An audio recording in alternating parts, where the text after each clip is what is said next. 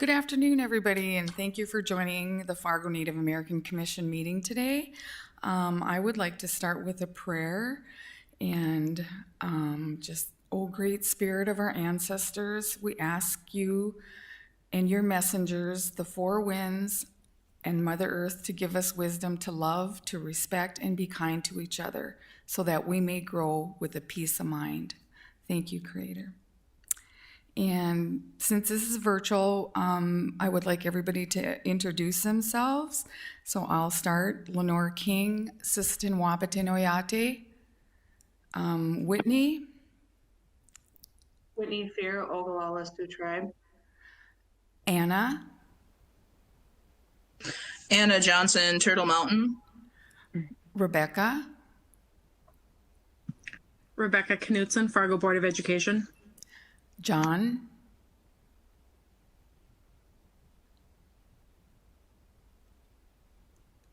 Okay, I thought he was on there. And who else? Did you say John? Yes, I said John. Oh, I'm sorry. This is John Strand-Lazen from the Fargo City Commission. Hi, everybody. Thanks, John. And I'm not sure who else is on the line. Can you introduce yourself? Sonia Donahue, West Fargo, enrolled in Turtle Mountain. Okay, thank you, Sonia. Okay, all right, well, welcome everybody. And what we're gonna start with is approving the agenda and the minutes. So if you've got those, can I get a motion to approve the agenda? This is Whitney. I'd actually like to make a motion to approve the agenda and minutes as is. Okay, thank you. Can I get a second? Yeah, I'll second. All those in favor say aye. Aye. Aye. Aye. Aye. Opposed, same sign. Okay, motion carried. And you did include the minutes in that, right, Whitney? Yes. Okay, all right, then we can go on. If there is any public comment, I don't think so, so we'll just go ahead and move to the next item, and that is the Indigenous Association report. Whitney, could you please provide an update on the Indigenous Association? Yeah, I can. I talked last time that we welcomed our two new board members, Danny Lafreniere-Ritchie and Holly Mackey, Dr. Holly Mackey. So this last month, we finalized the arrangements with the place that we are going to be renting space from to begin programming. And so now we can talk about it a little bit more openly. The lease is signed, and there will be a press release coming out about that soon. So the space will actually be at the Plains Art Museum in what used to be kind of upstairs space where sometimes the NDSU architecture art students would have like temporary exhibits up there. It's just above the Catherine Kilbourne part of the museum. So it'll be that entire space up there, which has been also recently remodeled in the last year or so, and it's beautiful there. And with the press release, there'll be some photos of that. This programming, of course, at first will look a little bit more virtual, and then eventually move back to physical so we get things going. But yeah, it's really very exciting to get that lease signed, and that came about by the very much hard work and generosity of the board, particularly our chair Brandon Beatty, and then Chelsea Snyder as well, and then also definitely a big thanks to the Plains Art Museum, Andy Mouse and Joe Williams, for helping kind of work on that to make that space possible. It's actually a significant opportunity for the organization, and what we feel like is kind of finally the type of space that Indigenous people in Fargo deserve to have their programming at, somewhere that's beautiful, these big windows, gorgeous hardwood floors, just very much a a place that feels warm and inviting, and is where you would find any other kind of service provider or service agency. You know, it's not kind of like tucked away here or there, wherever. So it really is a huge accomplishment, I think, and we're really excited about. And then the other bit of really exciting news is Indigenous Association was selected for a $15,000 grant award. We were nominated by the city's very own Nicole Crutchfield, and when outside of the city capacity she works in.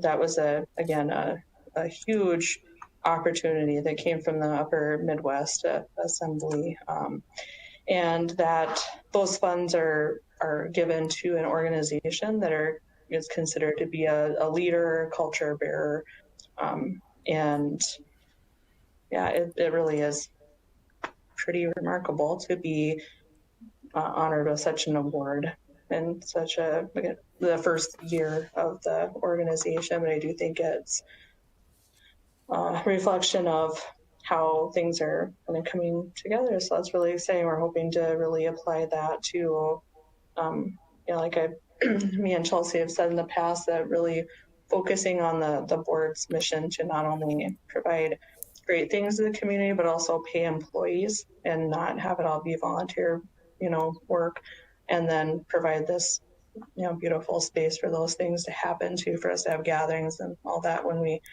we can physically be back together again. Thank you, Whitney. That's so exciting. It's very, very good news. Does anybody have any questions to ask Whitney on the Indigenous Association? Okay. If no, now we will have the chair of each subcommittee provide a progress report of their work and present any action items that were recommended by their subcommittee. So is anyone on that's part of the education and culture awareness? I'm on that committee, but I don't have an update from the committee. I don't believe we've had any meetings since our last Native American Commission meeting. Chelsea is the chair of that, I believe. All right. All right, so then we'll go ahead and move to the housing. Anybody on that committee? Okay, and if no, I am on that committee. This is Sonia Donahue, and I just I don't have any updates either. But of course, I've been very busy with my job, so I feel terrible about that. But I hope to follow up with the others on that. Okay, thank you. Yes, and totally understandable with COVID and everything going on. Okay, and then health and wellness. Hi, that's funny. The responses I got back from kind of like when would be best to meet for community partners, then all sounded like definite. I mean, understandably so, because the last month was before the holidays, that it was going to be best to be after that. There's some people who are working in academia, so they were kind of wrapping up their semester and had some things to do over their break from before spring semester started. So hoping to kind of convene everyone virtually this month and begin some work on stuff. But I was also going to kind of see with the North Dakota legislature starting up this week again on Monday, and kind of look and see what those subcommittees are working on too, so that we can provide some feedback on any measures if members of the subcommittee are interested. Thank you. Okay, does anybody have any announcements they'd like to share? This is Rebecca. I do. Okay. I guess I would like to ask for some guidance, assistance. Fargo Public Schools, as you most likely know, voted a while back, the school board voted a while back to give the current Woodrow Wilson High School a new name. and then relatively recently voted to select the name Dakota to be the new name that will be effective for the 2021-22 school year. And so I was visiting with our Communications Engagement and Advocacy Committee recently, and the school district, kind of talking about what the steps are going to be moving forward and planning for that name. So I've been asked how Dakota is going to be spelled. That's one question that I have received from some of my Native friends. I guess the answer I currently have is it's Dakota. But I'm not sure if that is how it ought to be spelled. I'm not quite sure, and we're not sure the process that we maybe need to be going through to help make sure that we, move forward with the name change in a healthy way and that we're inclusive.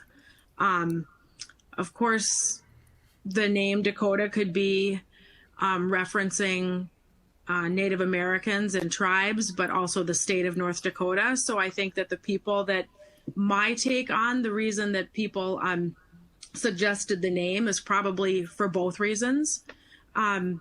But my main purpose, I guess, is wanting to make sure that we have dialogue with Native Americans in moving forward. And we're just getting started.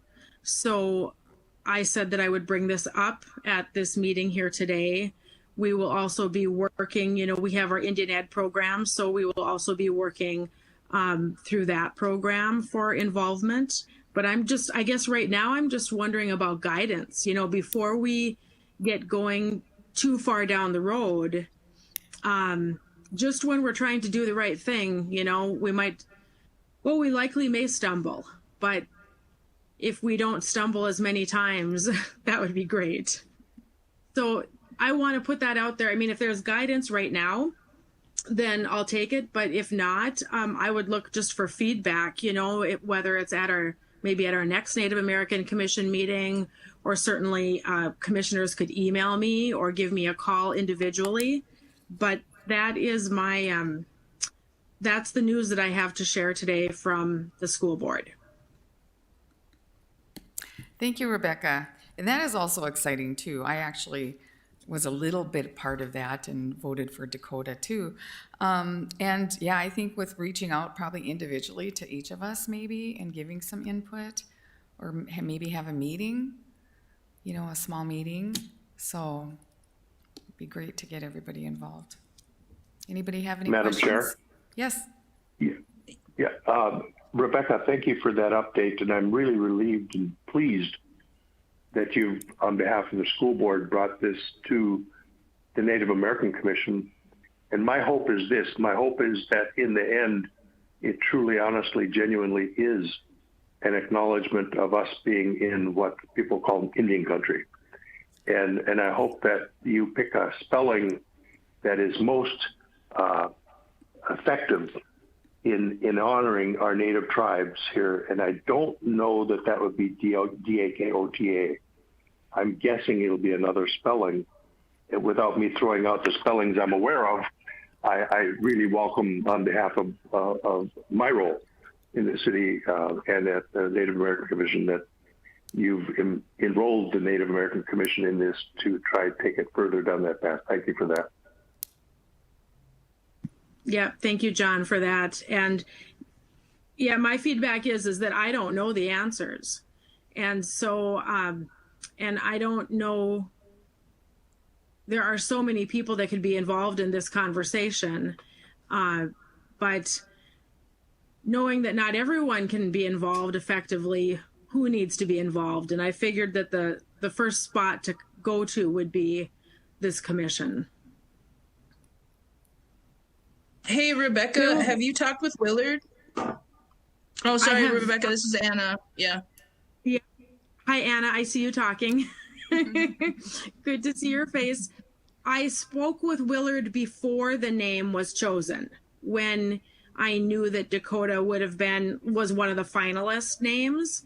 And so, yes, I visited with him, but I have not visited with him following the decision, though. So are you suggesting that I touch base again with Willard? He did have some suggestions for me, but to touch base with him again?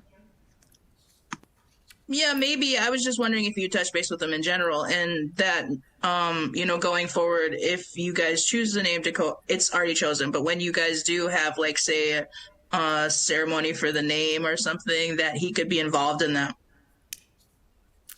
Yeah, and I think, that's the thing is like ceremony for the name, a story behind, like one of the things that I said when we were trying to figure out the name of the school, I said, when there were 5 finalist names, I said, if we can't build a story around the reason, a true, honest story around the reason that we're selecting a name, maybe it's not the right name for the school, So whether it was going to be Journey or Dakota or, what legacy, I mean, there ought to be some kind of a story around the name that helps also connect the name to the unique characteristics and qualities of the school.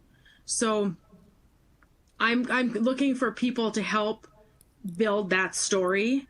And then like you suggested too, Anna, if there's a ceremony, I mean, obviously there will be some kind of a, I would guess there would be some kind of a public event planned, kind of for whatever the unveiling would be. And the school board has a certain level of involvement in this, but ultimately it's the school district that's going to be doing, most of the work. But I'm kind of trying to build the bridge, I guess. So that's a good idea, Anna, though, in terms of ceremony and involving Willard or asking him for some advice. Yeah, and Anything what about else? Indian education, like Melody and Darlene from Indian education, their take on it from a student perspective?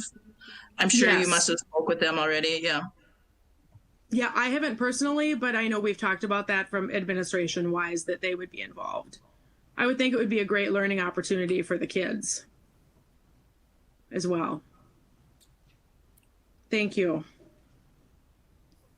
Good job on that, Rebecca. Let's see here. I'm going to just go to the December staff report is in the package. You can look over it, and if anybody has any questions on anything, just give me a call. And then next we're going to have. Lenore, Oh yeah. This is Catelyn. Lieutenant Vincent, is he in the audience? Because Yes. he was going to speak to. I was just going to introduce him. So if you wanted to come up. Thank you, Chair King. Lieutenant George Vinson, Fargo PD, your liaison to the police department. And I wanted to just take a few minutes to to give an update to all of you about a process that we're going through at the police department. You all know, I think, that Chief Zabolski started in October, and one of the first major initiatives that he wanted us to undertake is to identify a vision, mission, and values for our organization. And the vision, mission, and values, just to spend a quick moment on what that is, we look at a vision as an ideal state for our organization. If we did everything perfectly, what would our organization and our community look like? And our mission is what we do on a daily basis to attain that ideal state. It's what we do and who we do it for. And our values kind of define who we are, what we think is important about our profession and about our community.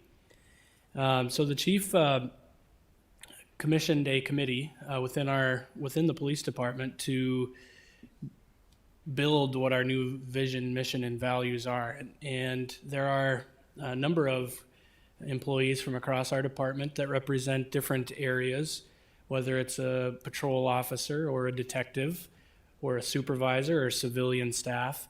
We've all got together over the last month. I've had the fortunate opportunity to be on that committee and soliciting input from our peers, from our entire organization to come up with our new vision, mission, and values. And it's important to us because they aren't just words, they aren't just concepts. They're things that are going to define who we are today and who we are going forward. Decisions that we make, from small decisions such as what our business cards look like, to major decisions such as who we hire, who we promote, what initiatives we undertake as an organization, and how we work with the community. And so we're zeroing in on a final product for the chief. We aren't ready to divulge what the final product is yet, but it's something I've been very proud to be a part of, the team effort that went into that, and some of the things that I think you'll see, the concepts that a lot of the police officers and civilian employees that thought were important to go into this process, concepts such as partnerships with the community, such as professionalism, diversity, inclusion, teamwork. All of those types of things are important to our staff, our employees, our officers, and I think we'll see a lot of those concepts reflected in the final product that the chief will likely unveil here in the near future. So just something I wanted to give an update to everyone on, and just kind of see